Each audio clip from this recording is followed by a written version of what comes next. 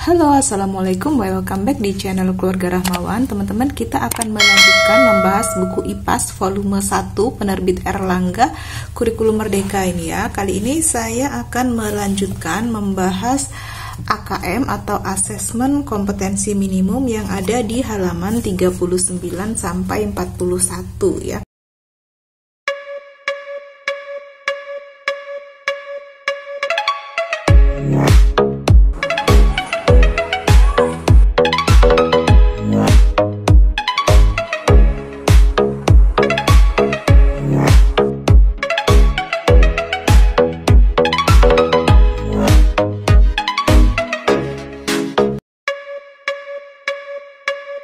Oke, langsung aja kita baca ya tentang hemofilia. Hemofilia adalah penyakit yang mengganggu proses pembekuan darah.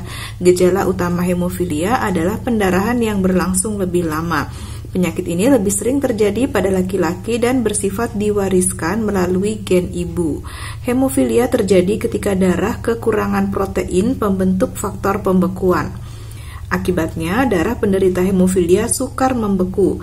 Meski kondisi ini belum dapat disembuhkan, penderitanya dapat hidup normal dengan mencegah terjadinya luka dan melakukan kontrol rutin ke dokter. Tingkat keparahan pendarahan yang dialami penderita hemofilia bergantung pada jumlah faktor pembeku dalam darah. Jika jumlah faktor pembeku darah makin sedikit, pendarahan akan semakin sulit dihentikan.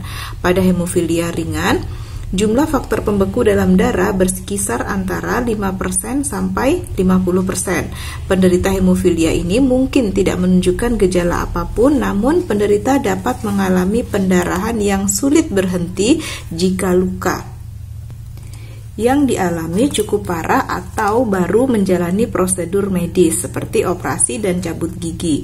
Pada hemofilia sedang, jumlah faktor pembeku berkisar antara 1 sampai 5%. Pada kondisi ini, pendarahan akibat luka kecil pun akan sulit berhenti. Penderitanya juga cenderung lebih mudah mengalami memar.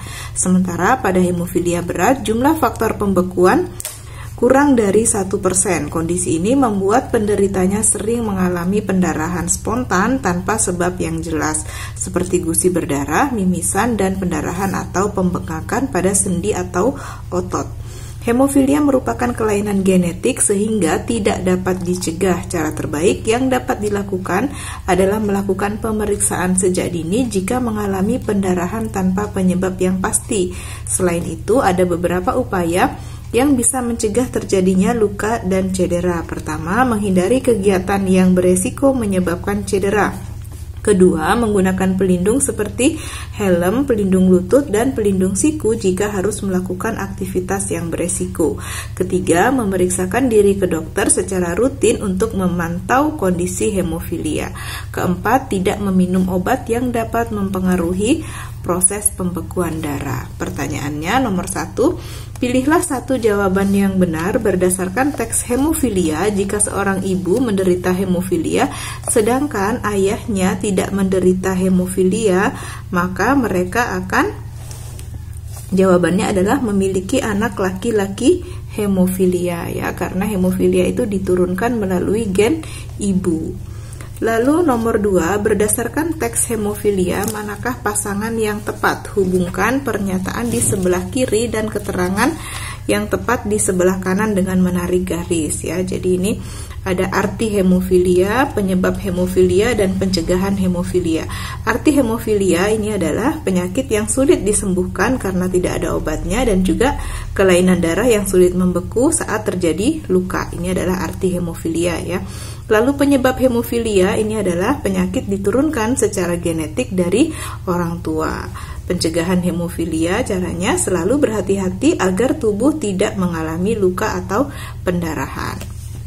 Kita lanjut ke nomor 3. Berdasarkan teks hemofilia, apa saja pengetahuan yang baru kamu peroleh? Berilah tanda centang pada jawaban yang sesuai. Jawaban dapat lebih dari 1 ya. Oke, yang pertama, hemofilia adalah kelainan darah yang hanya terjadi pada laki-laki. Ini salah. Lalu pada penderita hemofilia ringan, pendarahan terjadi ketika terjadi luka dapat berhenti dengan mudah. Ini juga salah ya. Jadi pada penderita hemofilia berat, pendarahan dapat terjadi secara tiba-tiba tanpa penderita harus mengalami luka. Ya, ini benar. Lalu penderita hemofilia yang akan menjalani operasi harus mendapat persetujuan dari dokter ahli. Ini juga benar ya. Kita lanjut ke nomor 4. Berdasarkan teks hemofilia, menurutmu apa penanganan pertama yang dapat dilakukan saat penderita hemofilia terluka hingga mengalami pendarahan? Jelaskan alasanmu. Ya, jika ada penderita hemofilia terluka, apa yang bisa kita lakukan ya? Jadi kita harus meminta bantuan medis ya. Tapi sebelum meminta bantuan medis atau sambil menunggu datangnya bantuan medis, kita dapat mencari kain bersih dan menempelkannya di atas luka, lalu menekan dengan lembut untuk membantu menghentikan pendarahan. Nomor 5, berdasarkan teks hemofilia ada pernyataan penyakit ini lebih sering terjadi pada laki-laki dan bersifat diwariskan melalui gen ibu. Jika ada perempuan hemofilia menikah dengan laki-laki normal, apa kemungkinan anak yang akan dilahirkan? Berilah tanda centang pada kolom jawaban berdasarkan pemahamanmu terhadap teks hemofilia dan jelaskan alasanmu. Jadi pernyataannya, kalau semua anak laki-laki menderita hemofilia itu salah ya, belum tentu. Semua anak laki-laki normal juga salah, belum tentu. Laki-laki yang menikah dengan penderita hemofilia akan tertular, ya benar.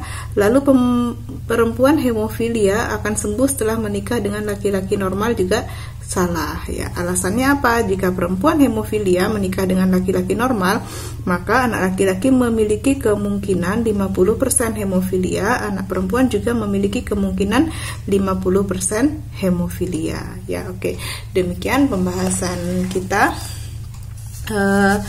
asesmen kompetensi minimum ya, atau AKM sudah selesai. Semoga video ini bisa membantu teman-teman mengerjakan PR, tugas sekolah ataupun belajar secara mandiri di rumah ya. Jangan lupa untuk like, comment, subscribe dan juga share ke teman-teman yang lain ya. Mohon maaf jika ada kekurangan. Thank you for watching. Sampai jumpa di video